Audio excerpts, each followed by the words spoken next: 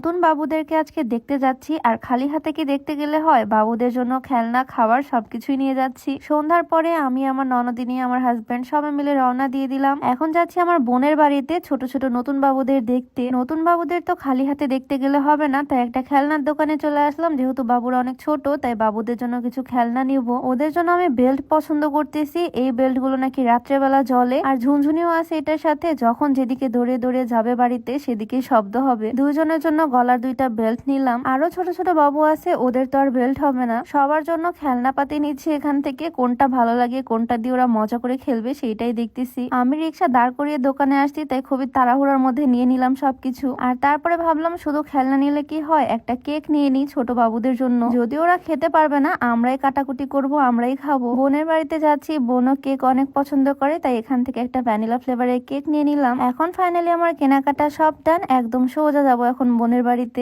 আমার তো ভীষণ ভালো লাগতেছে, কিউট কিউট নতুন বাবুদেরকে আজকে দেখতে যাচ্ছি, ওদের সাথে আজকে থাকবো। আমরা তো আসছি, আমার আম্মু আমার শাশুড়ি আম্মু সবাই কিন্তু আজকে আসছে বাবুদের দেখতে। একসাথেই রওনা দিয়েছিলাম, বাট আমরা যেহেতু দোকানে দোকানে দাঁড়াইছি, তাই আমাদের একটু দেরি হলো। আম্মুরা আগে এসে বসে আছে, আর এদিকে উনি আবার যাবে না, কারণ ওনার এখন কাজ আছে। আমরা সবাই আজকে বোনের বাড়িতেই থাকবো। ও এখন যাচ্ছে ওর কাজে, একটু পরে আবার এখানেই চলে আসবে। আর আজকে যে আমরা সবাই মিলে আসতেছি, আমার বোন সেটা জানেই না। আমি বলছিলাম ওকে 2-1 দিনের মধ্যে আসবো, বাট আজকেই যে আসতেছি আর এই সময়ে, সেটা ওকে ফোন দিয়ে আসিনি। এই যে আমার দুই আম্মু, আমার ননদ, আমি, আমরা সবাই মিলে চলে আসলাম। ভাবলাম সারপ্রাইজ দিব, বাট দরজাতে বেল বাজানোর আগে দেখি ও দরজা খুলে ফেলছে। সিঁড়িতে আমাদের ধাপ ধাপ করে আসার শব্দ না কেউ পাইছে, পেয়ে দরজার কাছে এসে গেছে। নতুন বাবুরা ঘরে আছে, ওদের কাছে এখন যাব। আর তার আগে তোমাদেরকে একটু বলে নেই, তোমরা যারা লম্বা হতে চাও, উচ্চতা বাড়াতে চাও, তোমরা চাইলে এই কম্বোটা ট্রাই করতে পারো। হাইট গ্রোথ প্লাস আর হাইট ডেভেলপমেন্ট সাপ্লিমেন্টের একটা কম্বো। এইটা বাংলাদেশের বিএসটিআই কর্তৃক অনুমোদিত হয়। এটাতে কোনো রকমের সাইড ইফেক্ট নাই। এটা জাস্ট একটা খাবার, কোনো রকমের ঔষধ না। আমরা যেরকম হরলিক্স কমপ্লেন খাই, ঠিক সেই রকম।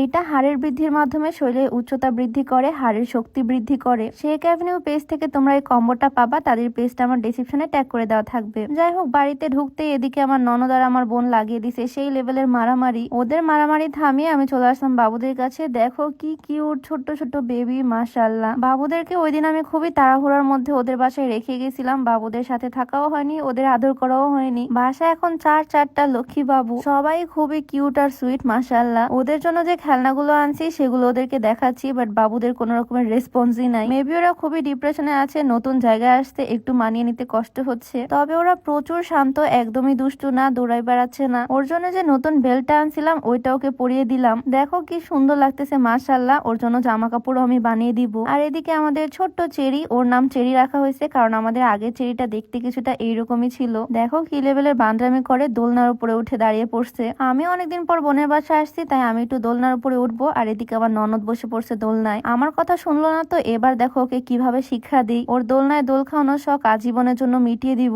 এইরকম একটা ভাবি থাকলে আর কি লাগে বলো। ওর তো মাথা পুরাই হ্যাং। আর এদিকে একটু পরে আমার হাজবেন্ডও চলে আসছে হাতে করে পিৎজা নিয়ে, কারণ ওনার শালি আবার পিৎজা খেতে অনেক পছন্দ করে। সবাই এখন মজা করে পিৎজা খাবো। এদিকে তো আমরা পিৎজা নিয়ে ব্যস্ত, আর আন্টি এখানে বসে বসে কালাই রুটি বানাচ্ছে। এখন যেহেতু শীতের দিন, শীতের মধ্যে সন্ধ্যায় এরকম ঝাল ঝাল কালাই রুটি কিন্তু বেশ লাগে খেতে। এই কালাই রুটি জিনিসটা সবাই চিনবে না, আমাদের রাজশাহী চাঁপাইনবাবগঞ্জের মানুষরাই চিনবে এটা। ঝাল ঝাল ভর্তার সাথে এই রুটিটা খেতে ভীষণ মজা লাগে, তাও আবার শীতের দিনে। তো যাই হোক, আজকের ভিডিওটা আপাতত এখানেই শেষ করছি। দেখা হয়ে যাবে নতুন ভিডিওতে। সবাইকে আল্লাহ হাফেজ।